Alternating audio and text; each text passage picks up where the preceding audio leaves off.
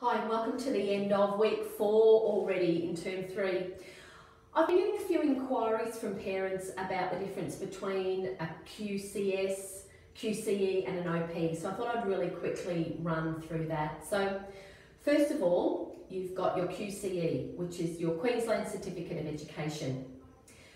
That's basically saying that you finished 13 years of school and you've passed if you obtain that certificate. So it doesn't really matter where those points come from. You can even get those points from Duke of Edinburgh or passing certain music exams as well as your academic subjects. To get your QCE, you also need to have a pass in maths and English as well. The next thing that people tend to get a little bit confused about is the QCS, which is the Queensland Core Skills Test.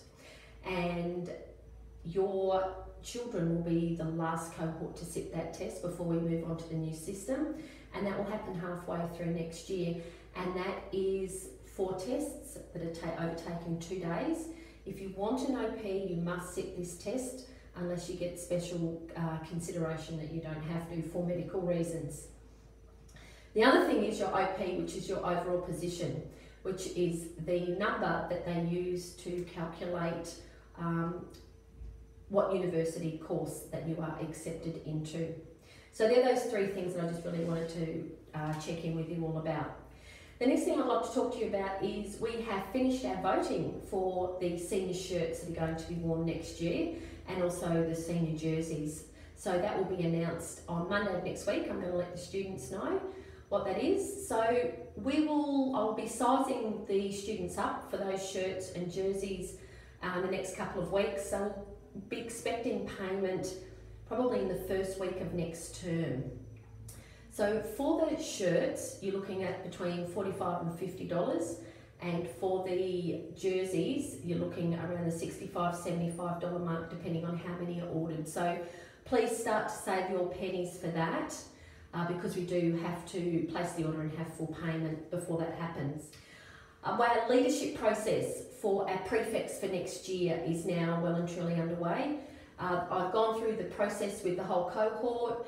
Forms have been emailed, the application forms have been emailed to the whole cohort, and about 35 students took forms, which is absolutely amazing, which is great. And they're due on Monday, so I need to have those back in as soon as possible. Then we're going to look at speeches and voting, and then we'll be finishing up with interviews with Mr McMaster, Mr Green, Mrs Webster and myself to decide who the worthy students are that are prefects for next year. Just one last thing, a Year 11 camp. It's a leadership camp that's happening term 4, week 4. It's camping. So we go on the 31st of October and we're back on Friday the 2nd of November, so it's 2 nights. The students need to be completely self-sufficient, so they can get themselves into groups. They're sleeping in tents, they're cooking all their own food. They need to take everything to survive for 2 days.